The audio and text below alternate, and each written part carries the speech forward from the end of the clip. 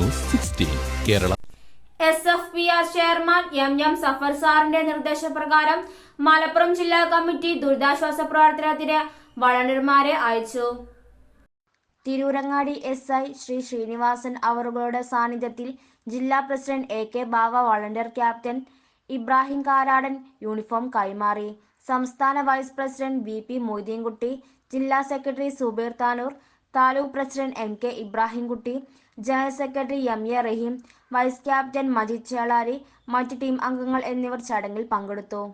മഹാദുരന്തം സംഭവിച്ച വയനാട്ടിലെ ചൂരൽമല, മുണ്ടക്കൈ, മേപ്പടി എന്നിവിടങ്ങളിലും മലപ്പുറം ജില്ലയിലെ പോത്തുകല്ല് അടക്കമുള്ള മറ്റു പ്രദേശങ്ങളിലും വളണ്ടിയർ സംഘം ദുരിതാശ്വാസ പ്രവർത്തനത്തിൽ ഏർപ്പെടും.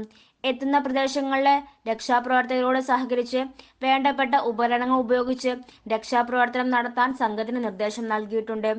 മുങ്ങൽ വിദഗ്ധരടക്കമുള്ള 5 സംഘമാണ് ഇന്ന് പുറപ്പെട്ടിട്ടുള്ളത്. മറ്റ് സംഘങ്ങൾ ആവശ്യങ്ങൾക്കനുസരിച്ച് പുറപ്പെടും. ന്യൂസ് 16 തിരൂരങ്ങാടി. പക്ഷമില്ല, വിവേചനമില്ല. നേരിനൊപ്പം, നാടിനൊപ്പം, നാട്ടുകാർക്കൊപ്പം. News 16 Kerala channel.